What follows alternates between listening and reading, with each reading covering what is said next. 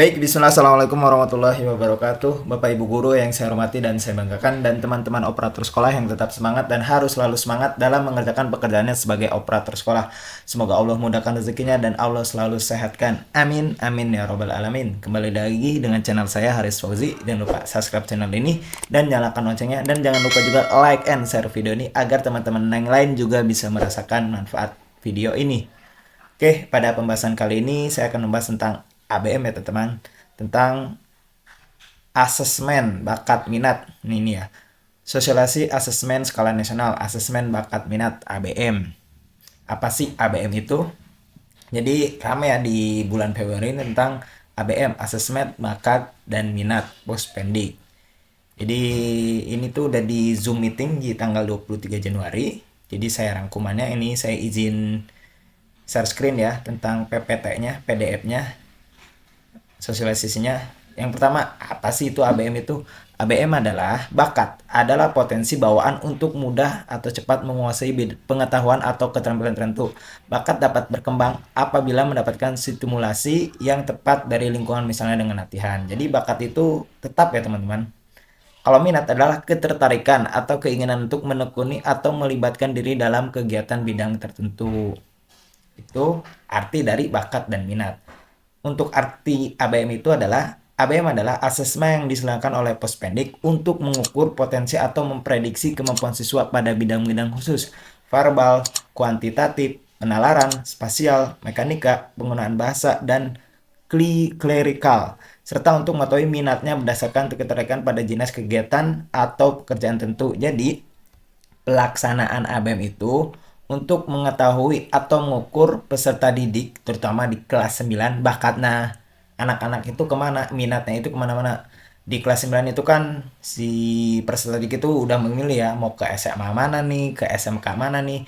Dia jurusannya ke agama, kalau SMK dia jurusannya ke komputer atau ke otomotif atau yang lainnya. Nah, dia adakannya ABM ini untuk menentukan atau mengukur, oh si A itu bakatnya ke sini, minatnya ke sini. Jadi diharapkan Bapak dan Ibu, teman-teman sekolah, guru-guru bisa mengikuti ABM ini untuk melihat, mengukur bakat minat peserta didik kita itu kemana, agar bisa kita arahkan.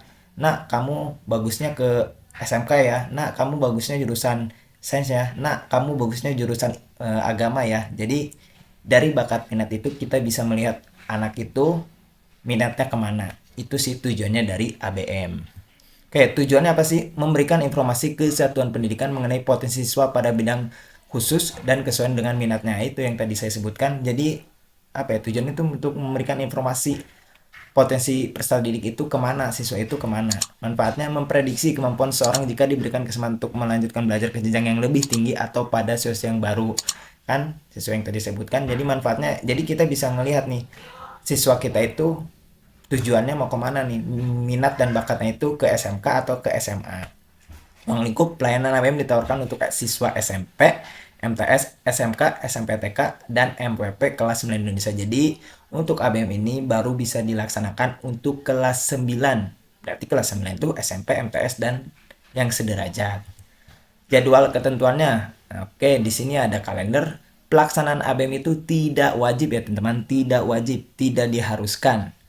Nih ya, tidak wajib. Dilaksanakan hanya dengan metode online dan mandiri. Metodenya itu online, tidak ada semi online atau menumpang. Jadi untuk pelaksanaannya tidak wajib, boleh ikut, boleh tidak. Dan pelaksanaan itu online dan mandiri, tidak dapat menungkan dengan satuan pendidikan lain. Di sini oke, ada kalendernya.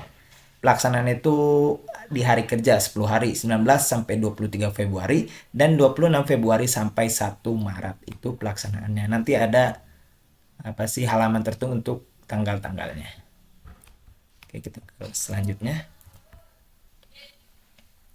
Oke, mekanisme pelaksanaan ABM di satuan pendidikan dibuka durasi dari jam 8 di waktu setempat. Jadi ABM itu di jam 8 ya mulainya teman-teman. Jam 8. Jadi di jam 8 itu peserta didik udah mulai. Berarti di bawah jam 7 belum bisa mulai. Nah, di sini untuk ABM itu tidak sama dengan seperti ANBK, tidak ada waktu sesi. Sesi 1 misalkan dari jam 8 sampai jam 10, sesi 2 dari jam 10 sampai jam 12, tidak ada ya teman-teman. Tapi yang penting dibuka dari jam 8. tidak ada pengaturan sesi. Intinya jam 8 itu sudah mulai. Lulusannya itu sampai 2 jam sampai 30 menit. Lumayan lama. Kadang anak juga sejam atau enggak setengah jam kadang udah mulai. Tapi di sini apa ya? Anak itu tidak harus belajar sih. Ini kan cuma mengukur minat dan bakat anak itu kemana. Terus satuan pendidikan dapat mengatur hari dan waktu pelaksanaan dalam rentang waktu yang ditentukan. Satuan pendidikan dapat melaksanakan maksimal 10 hari sesuai dengan jumlah siswa, jumlah perangkat komputer, dan kapasitas ruang. Jadi misalkan siswanya banyak nih, misalkan ada 100. Berarti kan pelaksanaan itu 10 hari. Tinggal teman-teman bagi aja 10 hari. Misalkan 100 sehari anak 10. Apalagi kalau yang komputer atau laptopnya kurang, bisa dibagi-bagi dalam 10 hari itu. Misal 100. Misalkan ada 100 siswa, tinggal dibagi aja 100 siswa dibagi 10 hari, berarti seharinya itu 10 orang. Kalau emang komputernya banyak mangga bisa disesuaikan dengan keadaan. Kalau misalkan kurang laptopnya, udah misalkan 1 hari itu saran saya 10 hari, 1 hari itu 10 orang. Kalau emang siswanya ada 100 atau kurang dari itu ya tinggal teman-teman atur aja. Yang penting tidak ada pengaturan sesi. Misalkan jam 8, jam 10 ada yang sudah beres, ya udah masuk lagi yang ke siswa selanjutnya. Yang penting waktunya tuh dimulai dari jam 8. Untuk hari ini nggak tahu ya sampai jam berapa. Jadi waktunya 10 hari, tidak ada pengaturan sesi, tinggal diatur saja sama teman-teman dibaginya gimana. Dilaksanakan di laboratorium komputer satuan pendidikan atau tempat lain difungsikan sebagai asesmen. Boleh di lab komputer atau boleh di ruang kelas. Yang penting ada jaringan internet, ada servernya, dan yang lainnya. Dapat menggunakan tambahan laptop pribadi milik guru atau siswa apabila jumlah komputer di satuan pendidikan kurang dari jumlah siswa yang dimiliki ABM. Misalkan jumlah komputer di sekolah Bapak dan Ibu cuma ada 3, mau minjem laptop pribadi guru-guru atau minjem laptop siswa boleh. Yang penting bisa terlaksana, karena kan di sini pelaksana itu mandiri ya, tidak boleh menumpang. Berarti pelaksana itu di sekolah itu sendiri, tidak boleh menumpang di sekolah lain. Intinya seperti itu. Mekanisme pendaftaran nanti insya Allah saya buatkan video lanjutannya dari ini tentang pendaftarannya. Yang penting pendaftarannya itu di sini.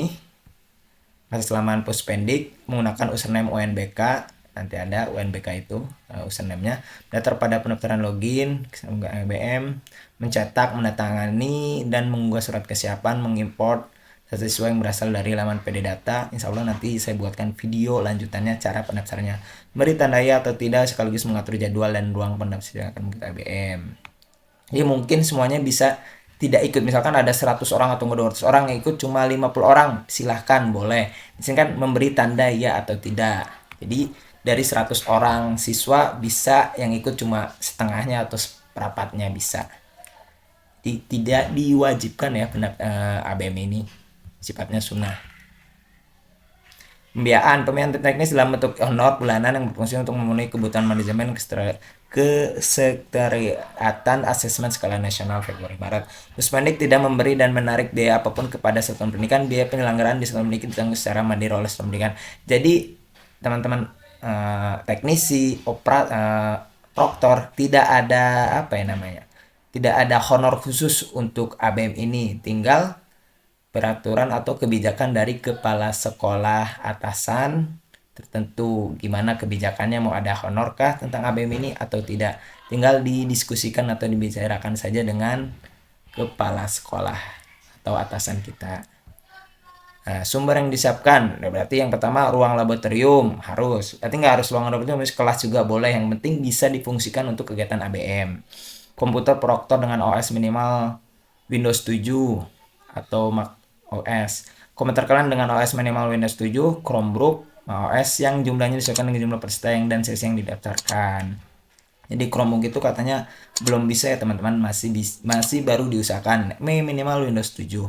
Komputer dengan kamera yang berfungsi, boleh pakai kamera, webcam atau tidak, opsional di sini makanya. Koneksi jaringan internet yang stabil, karena kan di sini online teman-teman, jadi harus ada internet, ada wifi. Boleh pakai hotspot juga, tapi kan lumayan mahal. Dan penanggung jawab teknisi, proktor, dan pengawas ujian. Nanti dibuat aja ini dengan penanggung jawabnya siapa, teknisnya siapa, proktornya siapa, pengawas ujiannya siapa. Untuk pengawas ujian tidak ada pengawas silang ya teman-teman untuk ABM ini. Jadi pengawasnya itu dari guru sekolah itu. Jadi nggak ada pengawas silang. Tinggal diatur aja pengawas hari ini siapa, pengawas hari kedua siapa, dan seterusnya. Jadi tidak ada pengawas silang.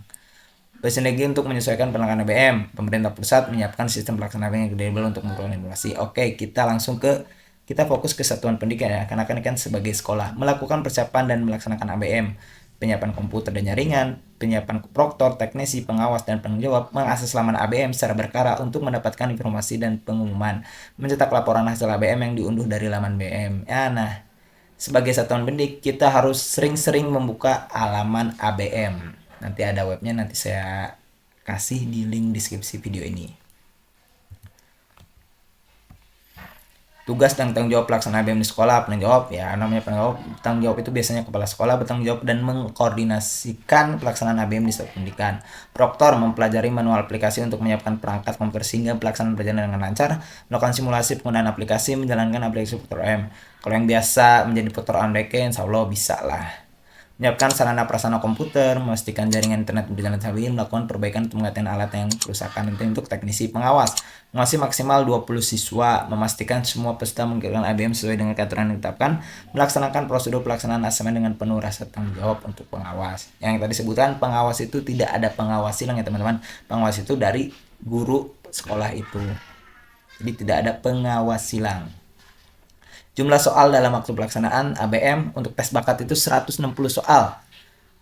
Tes bakat ya teman-teman, 160 soal dengan waktu 120 menit atau 2 jam. Tes minat 108 soal, 30 menit. Banyak juga 108 soal. Saya sendiri belum tahu soalnya kayak gimana.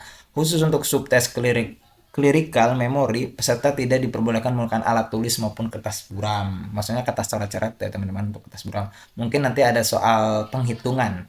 Pengawas memastikan peserta mengumpulkan alat tulis dan kertas buram sebelum memulai tes memori dimulai. Akan ada jeda tes selama 3 menit yang menandakan bahwa tes memori akan dimulai. Mungkin tes memori itu apa, saya kurang tahu, kurang paham. Prosedur penanganan masalah umum. Apa terjadi gangguan teknis yang menyebabkan pelaksanaan ABM di satuan pendidikan terhenti, menunggu hingga pemeriksaan teknis berhasil diselesaikan. Misalkan susah login atau ada kendala di pusat, ditunggu saja. Apabila pemeriksaan teknis tidak dapat diselesaikan hingga akses pelaksanaan ABM ditutup pada hari tersebut, maka pelaksanaan ABM di satuan pendidikan pada hari tersebut dianggap selesai. Ya udah, misalkan dari jam 8 sampai jam 1 tidak bisa membuka halaman ABM-nya, website untuk mengerjakan ABM-nya, ya udah nggak usah dikerjakan, kita kerjakan di hari selanjutnya, di hari besoknya. Apabila terjadi hambatan atau gangguan teknis yang menyebabkan pelaksanaan ABM di satuan pendidikan tidak dapat terlaksana sama sekali, maka ABM dapat dilaksanakan di hari lain antara tanggal 19 sampai 23 Februari 2024 atau 26 Februari sampai 1 Maret 2024. Jadi ada waktu 10 hari, misalkan di hari Senin nggak bisa di tanggal 19, bisa di hari selanjutnya, di hari Selasa di tanggal 20 Februari, dan seterusnya.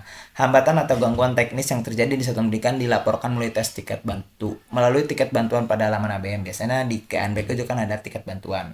Hambatan atau gangguan teknis yang dimaksud antara lain bencana alam, listrik padam, kerusakan peralatan atau sarana prasarana, kerusakan sistem, hambatan jaringan, internet, dan sebagainya. Apabila yang terdapat kendala teknis terkait penggunaan aplikasi asesmen, silakan melihat manual aplikasi yang dapat diunduh pada halaman ABM. Ini kendala yang biasa ya, masalah umum. Biasa ANBK juga ada biasanya masalah kayak gini. Contoh laporannya. Nah ini nanti ada apa ya? Ini hasilnya ini ya. Hasil nilainya, contoh laporannya ketika anak-anak sudah mengerjakan. Terus tadi kan tes bakat itu 120 soal, 180 ya. 180 soal. Nah, 160 soal. Nanti ke ini nih laporannya ini untuk minat 30 soal, 108 soal 30 menit. Nah, ini nanti ada hasilnya, contoh laporannya. Jadi nilai hasilnya itu bukan angka ya, misalkan si A nilainya 100, si B nilainya 80, bukan, tapi nanti ada apa sih nih? Hasil asesmen bakat, ada skornya, terus kurangnya apa. Kalau tentang verbalnya itu sedang, nanti ada laporannya seperti ini. Tuh, ini contoh laporannya. Nah, nanti ada nih, mungkin nih, panduan pemaknaan asesmen bakat, dan siswa saya masih nyari linknya untuk downloadnya nih. Soalnya nanti saya cari, nanti saya kasih di deskripsi video. Panduan penanganan skor ABM dapat diunduh melalui halaman ABM. Oh, di halaman ABM-nya. Oke, jadwal pelaksanaan nih teman-teman. Solusi dan pengguna ABM udah perlu jani udah ya kemarin. Pendaftaran soal pendidikan dari 23 Januari sampai 3 Februari. Ini untuk pendaftaran di satuan pendidikan. Untuk sekolah ya, pendaftaran sekolah. Untuk pendaftaran peserta dan pengaturan jadwal dimulai dari 20 sampai 9 Februari. Berarti masih ada waktu nih sekarang sampai sekarang 5 Februari. Pengisian data panet pelaksanaan satuan pendidikan dan peta integritas. Biasanya ini di halaman ABM. Mengisi sesuai petunjuk dan ada halaman 23 Februari sampai Februari. Simulasi, berarti ada simulasinya 15 sampai 16 Februari, cetak perlengkapan ujian 15 sampai 16 Februari. Pelaksanaan asesmen ya teman-teman. Pelaksanaan asesmen itu di bulan Februari 19 sampai 23 Februari, 26 Februari sampai 1 Maret. Ini di hari kerja Senin sampai Jumat, Sabtu Minggu tidak ada pelaksanaan ABM. Unggah kelengkapan ujian setelah pelaksanaan di pendidikan 9 Februari sampai 1 Maret setelah ini ya, setelah pelaksanaan ujiannya. Cetak hasil akan diumumkan pada ALM 11 Maret. Insya Allah 11 Maret itu ada contoh laporannya atau hasil dari ABM itu. Oke, terima kasih. Itu saja tentang penjelasan ABM. Maaf kalau videonya panjang dan maaf juga kalau ada salah-salah kata. Nanti saya kasih link Zoom-nya ya, Zoom apa tentang ABM ini yang panjangnya. Ini saya rangkumannya dari PPT-nya atau PDF-nya. Semoga dipahami, semoga dimengerti. Yang tidak paham, yang tidak dimengerti silahkan tanyakan di kolom komentar. Itu saja dari saya. Jangan lupa subscribe channel ini harus ini dan nyalakan loncengnya. Dan jangan lupa juga like and share video ini agar teman-teman yang lain bisa merasakan manfaat dari video ini. Wassalamualaikum warahmatullahi wabarakatuh.